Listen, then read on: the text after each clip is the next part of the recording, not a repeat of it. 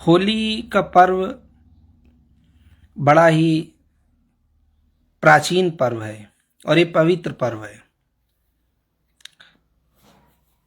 इस होली के पर्व के बारे में आज जो भी होली मनाते हैं वे दूसरे स्वरूप में जानते हैं। एक लकड़ी का बहुत बड़ा ढेर और उस पे एक महिला बैठी है जिसका नाम होलिका रख दिया गया है और उसकी गोद में एक बच्चा बैठा है जिसका नाम प्रहलाद रख दिया गया है। और कहते हैं कि होलिका जल जाती है, जबकि उसे वरदान था उस स्त्री को कि वो आग में नहीं जलेगी, लेकिन जल जाती है। और प्रहलाद एक बालक वो बच जाता है, नहीं जलता है। आप थोड़ा सा कॉमन सेंस लगाइए, क्या ऐसा होता है? दरअसल ये एक जातक कथा है और भारत की अति प्राचीन जातक कथा है।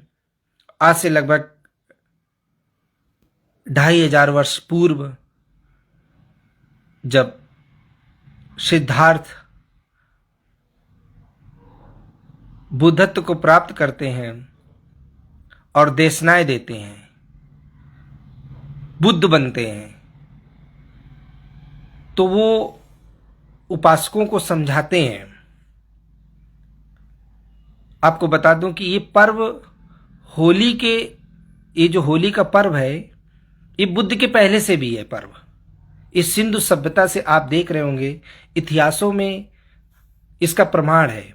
होली का प्रमाण नहीं है, लेकिन जो ये होरा पर्व है इसका प्रमाण है। और ये सिंधु सभ्यता से बड़ा ही प्रचलित पर्व रहा है।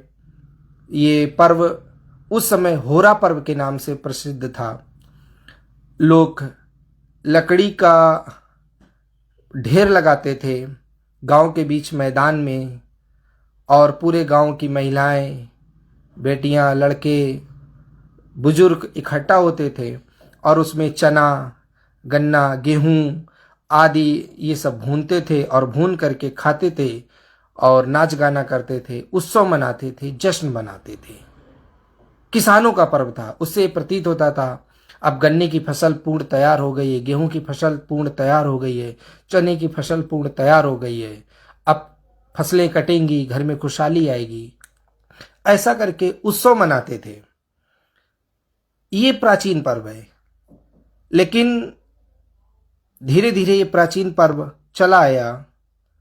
तो एक बार देशना भगवान बुद्ध जैतवन में दे रहे थे, तो होली का पीरियड था। ये होरा पर्व जो है इसी होरा पर्व का पीरियड था और भगवान बुद्ध देशना दे रहे थे। तो भगवान बुद्ध कहते हैं कि आप लोग तो होरा पर्व मनाते हैं, होरा पर्व मनाएंगे, वहाँ जाएंगे तो उससे क्या सीख लेते हैं? केवल चना भूंज करके खा लेना, गेहूं भूंज करके खा लेना, उससे सीख क्या लेते हैं? तो उपासक बोलते हैं कि भगवान आप ही बताइए क्या है इसके बारे में, इसका रहस्य क्या है? तो उन्होंने कहा कि जब हम पैदा होते हैं, जब हम बाल्यावस्था में होते हैं, तो हम ऐसे व्यक्ति होते हैं, ऐसा जो बाल्यावस्था होती, जो बालक होते हैं, वो एक ऐसी अवस्था होती है जैसे आग में कोई चीज डाले और वो ना जले। जैसे बर्फ का टुकड़ा आप आग में डालिए तो नहीं जलेगा, जलेगा? नहीं जलेगा। ठीक उसी, क्योंकि बर्फ का टुकड़ा शीतल होता है। तो जो बालक अवस्था होती है वो करुणामय अवस्था होती है, शील समाधि प्रज्ञा की अवस्था होती है। उसका, बच्चे का जो चित्त होता है निर्मल होता है, शांत होता है, मन एकाग्र होता है, शांत होता है, विचलित नहीं होता है, बहुत ही दयालु बच्चा होता है।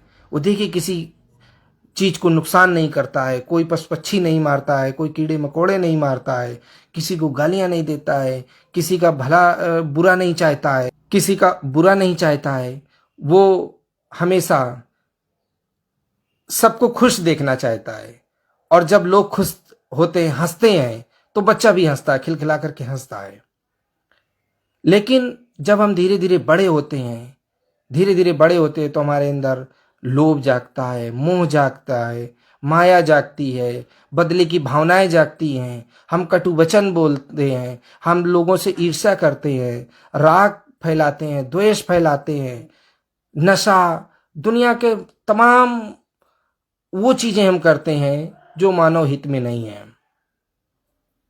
तो वही है कि जो प्रहलाद है वो छोटा बालक है, मतलब बच्चा जब होता है तो वो करुणामय होता है, उसे कोई उसके अंदर न राग होता है, न तृष्णा होती है, न लोभ होता है, न मोह होता है, न माया होती है, कुछ नहीं होता। वो एकदम करुणामय शीतल व्यक्ति होता है, शीतल बच्चा होता है, बहुत ही खुशहाल बच्चा होता है। उसका जीवन जो होता है दुखमय होता है, दुख से मुक्त होता है, खुशमय जीवन होता है, वो दुख से परे होता है बच्चा। हमको ऐसा ही जीवन जीना चाहिए। लेकिन जब हम बड़े होते हैं तो हम दुखमय जीवन जीते हैं, हम बदले की भावना का जीवन जीते हैं, हम दूसरे को, पड़ोसी को, या अपने ही फैमिली भाइयों को, परिवार को नीचा दिखाने का काम करते हैं। मतलब इस तरीके से हम पूरा एकदम, जैसे वो होलिका जल रही आग में, ठीक इसी प्रकार से इंसान उस होली के रूप में, मतलब जो होली है वो एक आग है, आग, और उस आग में होली जल रही है। मतलब हम उस राग द्वेष तृष्णा, लोभ, लालच, ये आपका जो भी बुरे कर्म है, नशा, लड़ाई, दंगा, झगड़ा, चोरी, बेईमानी के, मतलब उस आग रूपी में हम जल रहे हैं। लेकिन आपका जो छोटा बच्चा है, 5 साल का, 7 साल का, 10 साल का, वो उसी आग से बचा हुआ है, वो नहीं जल रहा है। भगवान बुद्ध अपने उपासकों को समझाते हैं कि होली जलाने का मतलब ये है कि उस होली रूप आग में हम सब मानव जल रहे हैं, लेकिन बच्चा उसी आग रूप से वो बचा हुआ है। ये एक जातक कथा है, लेकिन साजिश के तहस में कुछ लोगों ने इसे भक्त प्रहलाद और होली की रूप स्वरूप दे करके और इसको अलग रूप से प्रचलित कर दिया, ताकि वास्तविक रूप से अगर आप आज होली जलाने जा रहे हैं, होली जलाएंगे, तो आप होली नहीं, वो आग जला रहे हैं।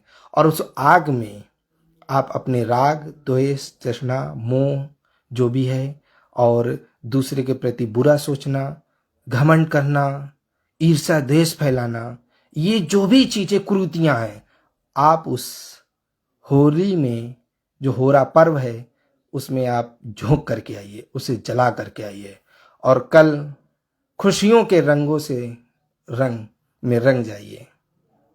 लेकिन यहाँ उल्टा हो रहा है, आज होली जला रहे हैं और कल लड़ाई झगड़ा, दंगा, उल्टा, गाली गलौज, बहन बेटियों को छेड़खानी करना, ये सब चीजें चल रही हैं। तो ऐसा नहीं होना चाहिए।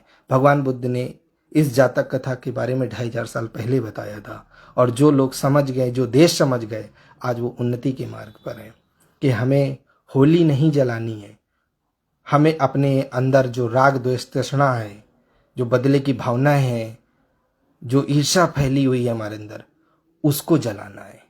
और एक बच्चे, जो प्रहलाद के तरीके, जो बच्चा है, मतलब जो बच्चे का जीवन होता है, उस जीवन की अवस्था को अपने अंदर, यानी करुणा, मैत्री, भाईचारा, आपसी प्रेम, सौहार्द, ये सब बना के रखना है।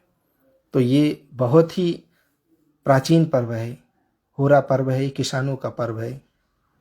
ये किसी कहानी, कथा, ग्रंथ का नहीं है, ये किसानों का अति प्राचीन पर्व है। ये बहुत समय से ये पर्व चला आ रहा है। तो आज इस पर्व का महत्व समझें और लोगों को समझाएं, अंधविश्वास, पाखंड से बचें। ये जो दुनिया की सारी चीज़ें फैलाई जा रही हैं, इनसे आप बचें। आप एक सरल स्वभाव का जीवन जिएं, करुणा मैत्री के साथ, आपसी भाईचारा के साथ में ये जीवन जिएं। बाकी आप लोग समझदार हैं, पढ़े लिखे हैं।